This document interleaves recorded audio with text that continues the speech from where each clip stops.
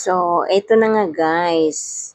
Dahil masaya kami, kain-kain muna kami sa Jollibee. Kasi tapos na kami nakapagbayad sa first payment namin sa Pag-ibig sa aming house and lot na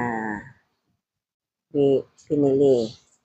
Kaya, ayan, ang next ay ang move-in fee para sa electricity and sa water. And then, sunod ay ito turn over na sa amin ang house and lot at pati ang susi ng bahay. So, ayan na guys. Abot kamay na ang pangarap natin. May isa na naman tayong investment na na-achieve. Ang ating two-story house and lot sa Villa Marcila subdivision guys.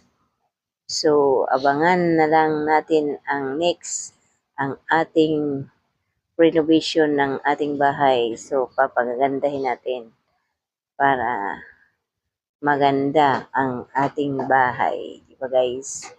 So, abangan na lang ang susunod na kabanata.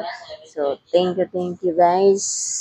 Thank you Lord sa mga grasya na binigay mo sa amin. Hindi mo kami pinabayaan. Sa mga swerte na dumating sa buhay namin. Maraming salamat. Lalo na sa aming bagong bahay. Abot kamay na pangarap. So, natupad din ang aking pangarap na magkaroon ng house and lot. Diba? Hindi lang basta-basta house and lot. May second floor pa, diba? Subdivision pa, diba?